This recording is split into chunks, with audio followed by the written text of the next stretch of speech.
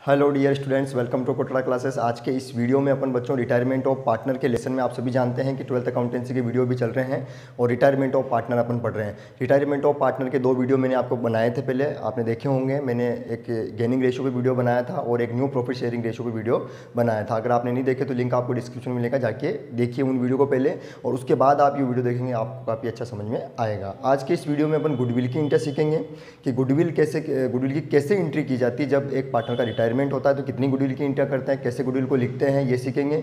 और उसके बाद अपन रिवैल्यूएशन अकाउंट की इंटर भी देखेंगे बच्चों इसी वीडियो में, और रिवैल्यूएशन अकाउंट का फॉर्मेट भी देखेंगे। यानी रिवैल्यूएशन अकाउंट के बारे में और गुडविल के बारे में आज अपन वीडियो में जानेंगे। तो चलिए फिर आज की क्लास को जल्दी से शुरू करते हैं।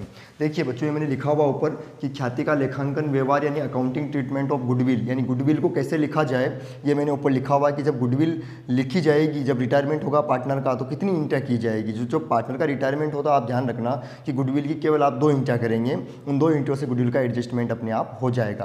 फर्स्ट एंट्री ये मैंने लिख रखी, सेकंड एक एक ध्यान से समझिएगा। फर्स्ट एंट्री है कि आपके पास क्या होगा, गुडविल अकाउंट पहले खुला हुआ होगा यानी ओपन होगा। आपको क्या करना है, आपको क्वेश्चन में बैलेंस शीट दी हुई होगी, आप सभी जानते हैं। तो क्वेश्चन की बैलेंस शीट में आप जाएंगे, बैलेंस शीट में एसेट साइड आप देखिएगा। अगर आपको बैलेंस शीट में एसेट साइड गुडविल नजर आ गई, यानी गुडविल का अमाउंट नजर आ गई, गुडविल तो एसेट्स होती है, आप सभी जानते हैं।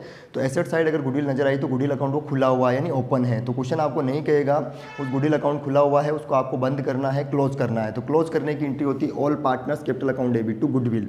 ठीक है, उतने ही अमाउंट से बंद करना है जितने अमाउंट से वो बैलेंस शीट में एसेट्स में गुडविल दी हुई है, उतने अमाउंट से आप उसे क्लोज कर दें। तो आप कहेंगे सर ये क्लोज क्यों किया जा रहा है, तो ये इसलिए किया जा रहा है क्योंकि गुडविल जो है ना, इस पर सभी पार्टनर का अधिकार है। अभी एक पार्टनर जा रहा है तो उसको गुडविल देनी है, इसलिए गुडविल को क्या कर रहे हैं अपन, डिस्ट्रीब्यूट कर रहे हैं। इसको क्लोज करना अपन कहते हैं कि ओपन है तो क्लोज कर रहे हैं। बाकी देखा जाए तो गुडविल जो अभी अपने पास विद्यमान है, अभी अपने पास मौजूद है, प्रेजेंट में है, उसको ऑल पार्टनर्स में बांट के गुडविल अकाउंट को क्लोज किया जा रहा है। तो एंट्री करेंगे आप all partners capital account debit to goodwill, सभी पार्टनर्स में आपको डिस्ट्रीब्यूट करना है, ध्यान रखिएगा। और ये भी ध्यान रखिएगा कि जैसे मान लीजिए ऑल पार्टनर्स मान लीजिए ए बी सी तीनों है, तो आप क्या एंट्री करेंगे फिर, A's capital account debit, B capital account debit, C capital account debit to goodwill account. तो अब आप सभी समझ गए कि बैलेंस शीट में एसेट साइड अगर गुडविल दी हुई है तो उसको क्लोज करना है, फर्स्ट एंट्री ये करनी है।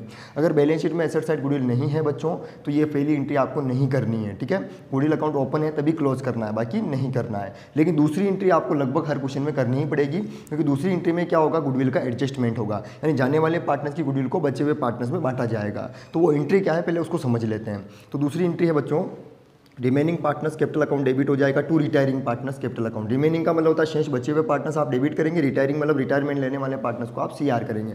जैसे मान लेते हैं कि ए बी और सी 3 पार्टनर है मान लो, और सी पार्टनर जो फर्म से जा रहा है मान लो, ये पार्टनर गया फर्म से। ठीक है, तो अब आप एंट्री में कैसे लिखेंगे, A capital account debit, B capital account debit, remaining को डेबिट कर देंगे और 2 सी कैपिटल अकाउंट लिखेंगे। तो दोनों तरफ कैपिटल आ जाएगा। पर आप ध्यान दीजिएगा, रिमेनिंग रिटायरिंग तो समझ गए, पर आप ध्यान दीजिएगा कि किसको डिस्ट्रीब्यूट करेंगे और किस अनुपात में डिस्ट्रीब्यूट करेंगे, ये बहुत ज़्यादा इंपॉर्टेंट होगा। तो ध्यान रखिएगा, यहाँ पे आपको क्या करना है, जो रिटायरिंग पार्टनर से यानी रिटायरमेंट लेने वाला पार्टनर से उसकी गुडविल को आपको डिस्ट्रीब्यूट करना है।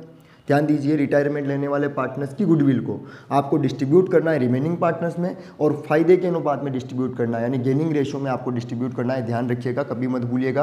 अगर आप गेनिंग रेशो नहीं जानते हैं, फायदे का अनुपात क्या होता है, तो इससे पीछे वाला वीडियो मैंने बनाया था, लिंक आपको मैं डिस्क्रिप्शन दूंगा, जाके आप पहले उस वीडियो को जरूर देखिएगा। तो आपको सीधी से काम करना है कि जो फायदे का अनुपात अपन कैलकुलेट करते हैं, गेनिंग रेशो जो कैलकुलेट करते हैं, वो यही काम आता है और कहीं काम नहीं आता है। तो आपको क्या करना है, जो पार्टनर जाने वाला है, रिटायरमेंट लेने वाला पार्टनर है, उसकी गुडविल को शेष बचे हुए पार्टनर्स में आपको फायदे के अनुपात में यानी गेनिंग रेशियो में डिस्ट्रीब्यूट कर देना है और आराम से पार्टनर्स कैपिटल अकाउंट में लिखना है। तो ये 2 इंट्रियां हैं बच्चों। अगर कोई प्रॉब्लम्स है तो आप इस वीडियो को वापस देखें, और अगर विशेष प्रॉब्लम्स है तो आपको कमेंट्स में लिखनी है, आप सभी को पता है। लेकिन इसी वीडियो में आपको मैं अभी क्या बताऊंगा, रिवैल्यूएशन अकाउंट और रिवैल्यूएशन अकाउंट की इंट्रियां। तो चलिए फिर अब देखते हैं अपन रिवैल्यूएशन अकाउंट। तो देखिए बच्चों, अभी ये मैंने रिवैल्यूएशन अकाउंट की इंट्रियां लिखी है। आप सभी को पता है पिछले लेसन में मैंने एडमिशन ऑफ न्यू पार्टनर में भी आपको रिवैल्यूएशन अकाउंट की इंट्रियां लिखाई थी, रिवैल्यूएशन अकाउंट का फॉर्मेट भी लिखाया था। लेकिन उसमें और इसमें क्या अंतर होता है मैं बताता हूँ, थोड़ा सा अंतर होता है, बाकी लगभग सेम है। तो आप ध्यान से देखिएगा, ध्यान समझिएगा। क्या करना होता है कि जैसे न्यू पार्टनर आपके फर्म में आता है, उसी प्रकार एक पार्टनर आपकी पार्टनरशिप फर्म से छोड़ के चला जाता है, रिटायरमेंट हो जाता है, तब भी आपको एसेट्स और लायबिलिटी का रिवैल्यूएशन करना है, यानी पुनर्मूल्यांकन करना। आपको क्वेश्चन बताएगा ये कि कौन सी एसेट में कमी हुई, कौन सी एसेट में वृद्धि हुई, कौन सी लायबिलिटी लाइबिलिटी में वृद्धि हुई, कौन सी लाइबिलिटी में कमी हुई, ये आपको क्वेश्चन बिल्कुल डिटेल में बताएगा, उसी हिसाब से आपको चलना है, ठीक है, क्वेश्चन के हिसाब से चलना है। तो ध्यान दीजिएगा, अगर एसेट्स की वैल्यू बढ़ जाए तो एंट्री करेंगे assets account debit to revaluation account, ध्यान रखिएगा, भूलिएगा मत, एसेट्स को डीआर करेंगे, टू रिवैल्यूएशन अकाउंट लिखेंगे, एसेट्स का नाम लिख देंगे अपन यहाँ पे, जैसे बिल्डिंग में वृद्धि हुई तो building account debit to revaluation, ध्यान रखिएगा, और लैंड में, भूमि में वृद्धि हुई तो land account debit to revaluation, सभी जानते हैं ना। अब आगे बढ़ते हैं, अगर एसेट्स में कमी हो गई तो एंट्री करेंगे बच्चों revaluation account debit to assets account, ठीक है, जस्ट उसकी अपोजिट एंट्री हो जाएगी, जस्ट उसकी उल्टी एंट्री हो जाएगी। आप वृद्धि की एंट्री याद कर लें, कमी की उसकी उल्टी है, तो वृद्धि हो जाए तो assets account debit to revaluation account, कमी हो जाए तो revaluation account debit to assets account, ध्यान रखिएगा। अब अपन लेते हैं बच्चों लाइबिलिटी को, लाइबिलिटी की वैल्यू में अगर वृद्धि हो जाए, लाइबिलिटी की वैल्यू बढ़ जाए तो एंट्री होगी revaluation account debit to liabilities account, वही वाली बात है कि लाइबिलिटी का नाम लिखेंगे, एसेट्स का नाम लिखेंगे, ठीक है। तो लाइबिलिटी में वृद्धि हो जाए तो revaluation account debit to liabilities, और लाइबिलिटी में कमी हो जाए तो liabilities account debit to revaluation account. तो या तो एसेट्स वृद्धि, एसेट्स कमी, या लाइबिलिटी वृद्धि, लाइबिलिटी कमी, ये चार एंट्री आपको करनी है। उसके बाद आपको क्या करना है कि रिवैल्यूएशन अकाउंट बनाना। अब आप कहेंगे वो कैसे बनाएंगे, तो मैं इसके जस्ट बाद आपको फॉर्मेट बताऊंगा, उस हिसाब से आप रिवैल्यूएशन अकाउंट बनाएंगे। उस रिवैल्यूएशन अकाउंट में या तो प्रॉफिट होगा या लॉस होगा, तो उस प्रॉफिट को भी सभी पार्टनर्स में बांटना है, और लॉस होता है तो लॉस को भी सभी पार्टनर्स में, ऑल पार्टनर से, ध्यान रखिएगा, ठीक है। तो एंट्री क्या होगी, अगर प्रॉफिट हो बच्चों तो ये प्रॉफिट बांटने की एंट्री, ध्यान रखिए, ये प्रॉफिट बांटने की एंट्री आप लिख लीजिएगा, और ये लॉस डिस्ट्रीब्यूट करने की एंट्री है। तो प्रॉफिट डिस्ट्रीब्यूट करने की एंट्री क्या है, revaluation account debit to all partners capital account, सभी पार्टनर्स में डिस्ट्रीब्यूट करेंगे, और लॉस बांटने की उल्टी अपोजिट एंट्री हो जाएगी, all partners capital account debit to revaluation account. तो ध्यान दीजिए, उस लेसन में ओल्ड पार्टनर्स था, यहाँ पे ओल्ड पार्टनर्स यानी पुराने साझेदार में ही रिवैल्यूएशन अकाउंट का लॉस और प्रॉफिट बांटा जाता था, लेकिन यहाँ पे ऑल पार्टनर्स यानी सभी पार्टनर्स में बांटा जाता है। तो यही अंतर है पिछले लेसन में और इस लेसन में, बाकी रिवैल्यूएशन अकाउंट में और कोई अंतर नहीं है। तो ध्यान दीजिए, प्रॉफिट बांटने की revaluation account debit to all partners capital account, loss बांटने की all partners capital account debit to revaluation account. पिछले लेसन में और इस लेसन में अंतर इतना सा कि वहाँ पे ओल्ड पार्टनर्स में बांटते थे, डिस्ट्रीब्यूट करते थे, और यहाँ पे ऑल पार्टनर्स में डिस्ट्रीब्यूट किया जाएगा। तो चलिए फिर जल्दी से अपन रिवैल्यूएशन अकाउंट का फॉर्मेट देख लेते हैं और आज की क्लास को खत्म करते हैं। तो देखिए बच्चों, ये है आपके रिवैल्यूएशन अकाउंट का फॉर्मेट, आप सभी को पता है, पर्टिकुलर अमाउंट इसका फॉर्मेट होता है। एसेट्स की वृद्धि कमी और लायबिलिटी की वृद्धि कमी ही इसमें लिखी जाती है, इसके अलावा इसमें और कुछ नहीं आता है, ध्यान रखिएगा, ठीक है। तो सबसे पहले आप देखेंगे कि एसेट्स में अगर वृद्धि हो जाए यानी इंक्रीज हो जाए, एसेट्स में वृद्धि हो जाए किसी भी एसेट्स में, तो आपको सीआर में लिखना है, ध्यान रखिएगा, यानी बाई इंक्रीज इन एसेट्स, उसका नाम लिखना है। जैसे बिल्डिंग में वृद्धि होती है बाई बिल्डिंग, भूमि में वृद्धि होगी तो बाई लैंड, प्लांट में वृद्धि होगी तो बाई प्लांट, फर्नीचर की वैल्यू में वृद्धि होगी तो बाई फर्नीचर, ऐसे उसके नाम लिखते जाने हैं आपको, ठीक है। और अगर एसेट्स कम हो जाती है तो आपको डेबिट में लिखना है, इतना से याद रखना है। तो एसेट्स की वृद्धि हो जाए तो आप सीआर में लिखें, एसेट्स में अगर कमी हो जाए तो आप डीआर में लिखें।